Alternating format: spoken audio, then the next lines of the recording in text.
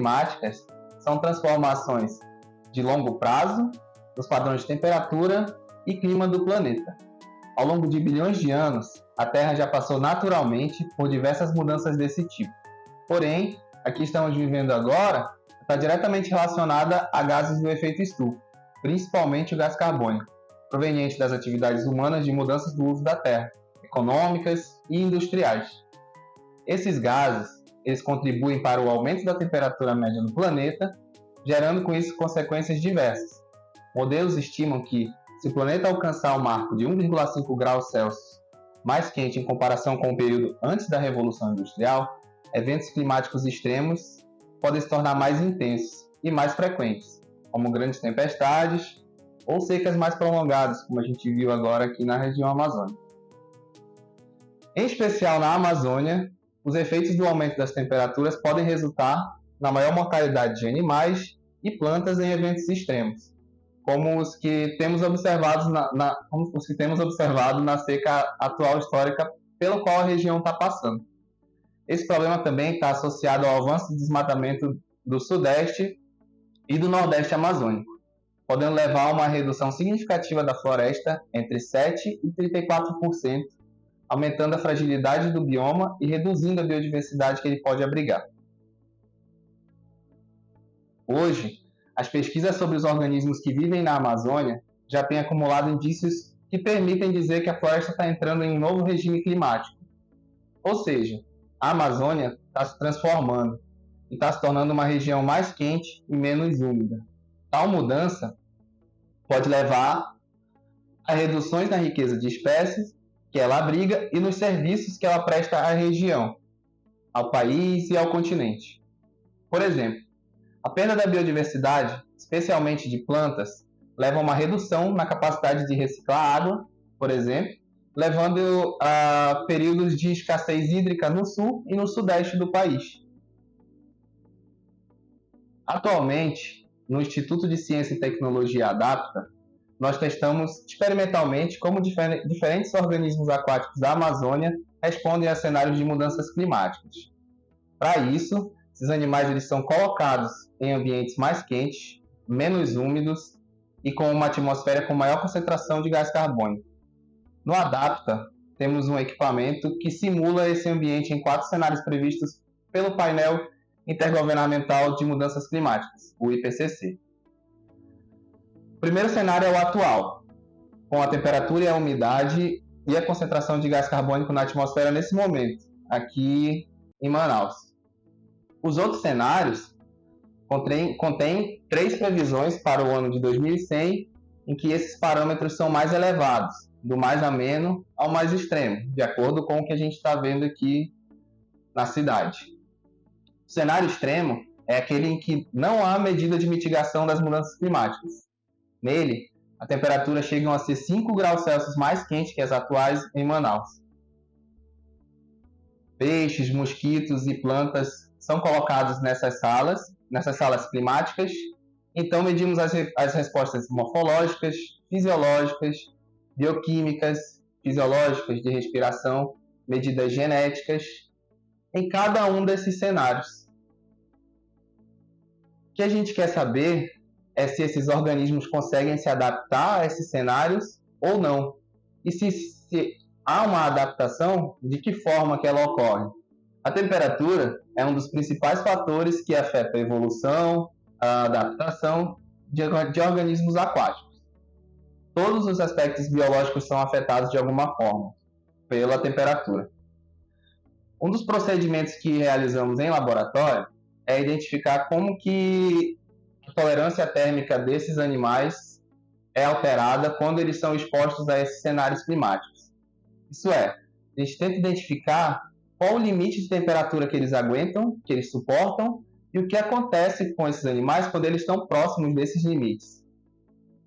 Águas quentes, com temperaturas acima de 30 graus e com menor disponibilidade de oxigênio dissolvido, são eventos comuns nos ambientes aquáticos da Amazônia, especialmente no período da seca. Alguns peixes, portanto, evoluíram no sentido de apresentar uma maior tolerância a esses eventos, como é o caso tetraneon, ou Paraquerodon simulus, que vivem em águas que chegam a 35 graus durante o dia. Porém, esse peixinho, muito utilizado para aquarismo, já vive muito perto do seu limite.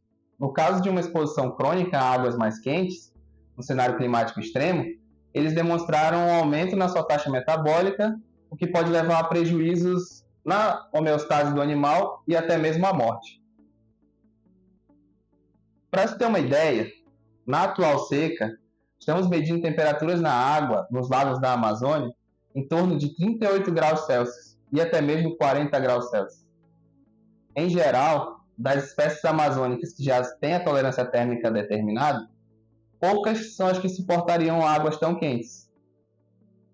É possível deduzir com isso que as temperaturas mais altas nas águas levariam a mudanças na distribuição dessas espécies, em busca de águas mais frias, alterações na fisiologia e até mesmo morte e a redução nas suas populações, como a gente tem visto nas notícias aqui para a região amazônica ultimamente.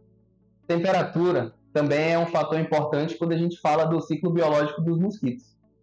Nós testamos em laboratório como o Aedes aegypti, conhecido por transmitir doenças como a dengue, responde ao cenário climático extremo. Também buscou-se entender quais as interações que os vírus mantêm com seus vetores, os mosquitos, nos cenários intermediário e extremo de mudanças climáticas.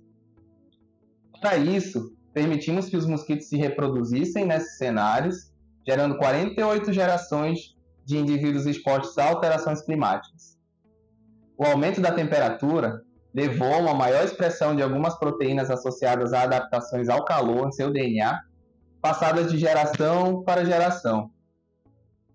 Os dados sugerem alterações no seu metabolismo devido à exposição no longo prazo e, consequentemente, apontaram para uma adaptabilidade positiva desses organismos aos cenários mais quentes.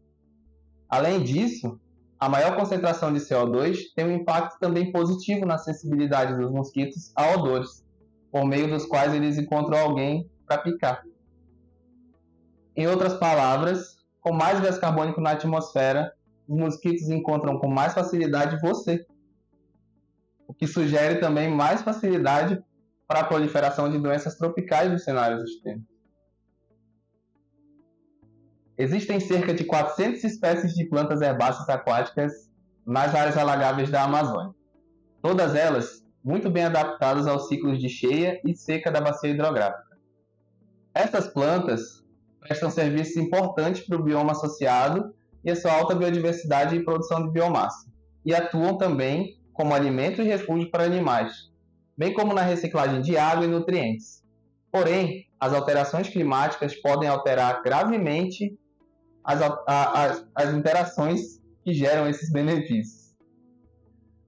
Duas dessas espécies foram testadas em cenários de temperatura mais quente e com maior concentração de CO2, o alface d'água e o aguapé. Cenários com condições de temperatura entre 30 e 34 graus e com mais CO2 na atmosfera foram desfavoráveis para ambas as espécies, tanto isoladamente quanto em interação. Isoladamente, o alface d'água produziu menos biomassa nesse cenário. Isso é, por meio da fotossíntese, as plantas capturam a energia da luz solar e transformam em matéria orgânica. Menor biomassa quer dizer, portanto, que as plantas acumulam menos carbono e nutrientes. Isso demonstra como as plantas têm mais dificuldade em manter sua energia em temperaturas mais altas. As pesquisas apontam que, conforme a concentração de CO2 e temperatura aumentam, o número de plantas aquáticas dessas espécies será reduzido, podendo levar à sua substituição ou desaparecimento nas áreas tropicais do planeta. Especificamente para a Amazônia, os cenários de mudanças climáticas apontam novas e mais frequentes ondas de calor, com estresse significativo aos organismos, que prejudica a capacidade do bioma em promover seus serviços ecossistêmicos localmente e também para o restante do Brasil. Essas pesquisas devem servir como alerta contra iniciativas que permitam o avanço na degradação dos ecossistemas amazônicos, via desmatamento, mineração ilegal e as queimadas descontroladas. Há evidências fartas que demonstram como as áreas degradadas da Amazônia se transformam em habitats frágeis, comprometendo as comunidades que eles abrigam. A Amazônia precisa de políticas de conservação fortalecidas para frear esses cenários.